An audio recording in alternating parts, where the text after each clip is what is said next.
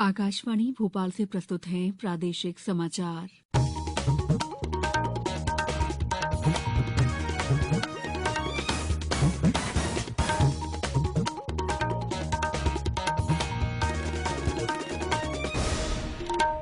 नमस्कार, समाचारों के साथ मैं दीपा सिंह। सबसे पहले मुख्य समाचार। देश में कोविड प्रबंधन से जुड़ी तैयारियों के आकलन के लिए अस्पतालों में की गई राष्ट्रव्यापी मॉक ड्रिल। प्रदेश के सभी जिलों में जांची गई व्यवस्थाएं। चिकित्सा शिक्षा मंत्री विश्वास सारंग ने कहा, हर स्थिति से निपटने के लिए सभी तैयारियां चुस्त दुरुस्त। उज्जैन में प्रधानमंत्री आवास योजना के अंतर्गत निर्मित मल्टी का मुख्यमंत्री शिवराज सिंह चौहान ने किया लोकार्पण। और बर्फीली हवाओं से गिरा पारा। भिंड, मुरैना, श्योपुर, शिवपुरी, ग्वालियर सहित कई जिलों में पड़ सकता है घना कोहरा। अब समाचार विस्तार से। देश में कोविड की आपात तैयारियों की जांच के लिए आज सभी अस्पतालों में राष्ट्रव्यापी मॉक ड्रिल की गई। ये ड्रिल चीन सहित कुछ देशों में कोविड के बढ़ते मामलों को देखते हुए आयोजित की गई है। इस दौरान ऑक्सीजन संयंत्रों, वेंटिलेटर्स, लॉजिस्टिक्स और मानव संसाधनों पर विशेष रूप से ध्यान केंद्रित करते हुए बुनियादी सुविधाओं का आकलन किया जा रहा है। प्रधानमंत्री नरेंद्र मोदी द्वारा देश में कोविड स्थिति की समीक्षा बैठक के बाद मॉक ड्रिल आयोजित करने का निर्णय लिया गया था। इसी कड़ी में केंद्रीय स्वास्थ्य मंत्री डॉ मनसुख मांडविया ने दिल्ली के सफदरजंग अस्पताल का दौरा किया। संवाददाताओं से बातचीत में श्री मांडविया ने विश्वास जताया कि सरकार कोविड से निपटने के लिए पूरी तरह तैयार है। प्रदेश में भी आज कोविड आपातकाल से निपटने के लिए मॉक ड्रिल की गई। स्वास्थ्य मंत्री डॉ प्रभुराम चौधरी जिला अस्पताल में आयोजित मॉक ड्रिल में शामिल हुए। वहीं राजधानी भोपाल में चिकित्सा शिक्षा मंत्री विश्वास सारंग हमीदिया अस्पताल पहुंचे, जहां ऑक्सीजन प्लांट की मॉक ड्रिल का निरीक्षण किया गया। इस दौरान श्री सारंग ने कहा कि पूरे प्रदेश में हर स्थिति से निपटने के लिए सभी तैयारियां चुस्त दुरुस्त हैं। देखिए, पूरे प्रदेश में आज हम हमारे सभी हेल्थ इंफ्रास्ट्रक्चर की मॉक ड्रिल कर रहे हैं, जिसमें हमारी सभी व्यवस्थाओं को हम चुस्त दुरुस्त रख रहे हैं। कहीं भी कोई कमी होगी तो उसको हम ठीक कर लेंगे, चाहे ऑक्सीजन जनरेशन हो, ऑक्सीजन स्टोरेज हो, दवाइयों का प्रोक्योरमेंट हो, नए स्टाफ के रिक्रूटमेंट की प्रक्रिया हो, आईसीयू बिस्तर, ऑक्सीजन सपोर्ट बिस्तर, पीकू, सभी व्यवस्थाएं चुस्त दुरुस्त रहे। इसकी मॉक ड्रिल हम कर रहे हैं।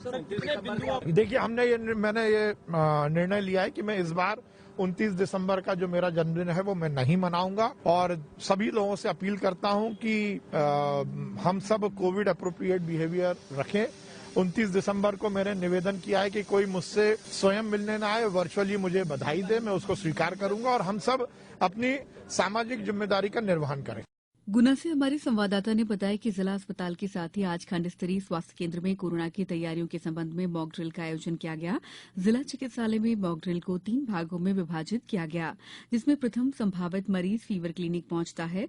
वहां चिकित्सक द्वारा उसके केस हिस्ट्री के आधार पर उसको कोविड का संभावित मरीज मानते हुए उसका ऑक्सीजन लेवल और टेम्परेचर लिया गया। जबलपुर में मॉक ड्रिल से पहले नेताजी सुभाष चंद्र बोस मेडिकल कॉलेज और जिला अस्पताल विक्टोरिया में ऑक्सीजन टैंक भरे गए।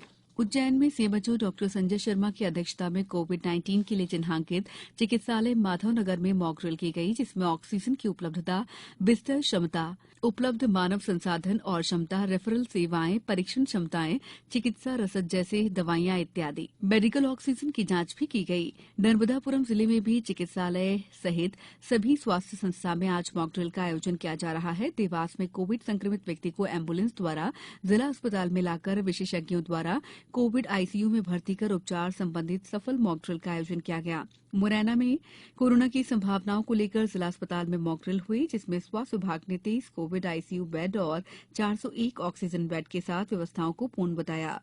खंडवा में मॉक ड्रिल के बाद कलेक्टर अनूप कुमार सिंह ने कहा कि कोविड की रोकथाम और उपचार के लिए मेडिकल कॉलेज सह जिला अस्पताल पूर्ण रूप से तैयार है।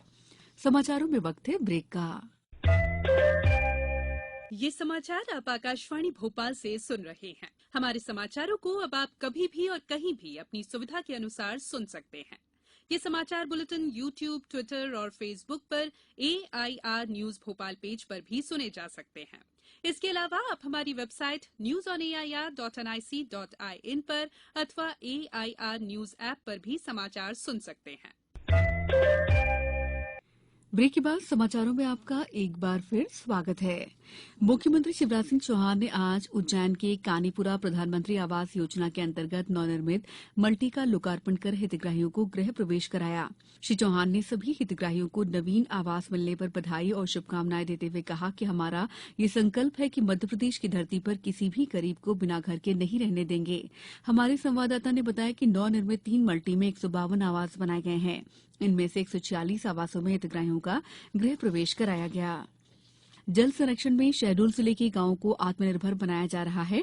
हमारे संवाददाता ने बताया है कि साल 2022 में 54 अमृत सरोवरों का निर्माण किया गया है। आने वाले कुछ महीनों में 50 और अमृत सरोवर बनकर तैयार हो जाएंगे। इन सरोवरों से गांव में पानी की किल्लत नहीं होगी, भूजल स्तर बेहतर होगा और ग्रामीणों को पेयजल और सिंचाई के लिए आसानी से पानी मिलेगा। जिला प्रशासन पानी के साथ सड़कों को बेहतर करने की दिशा में काम कर रहा है।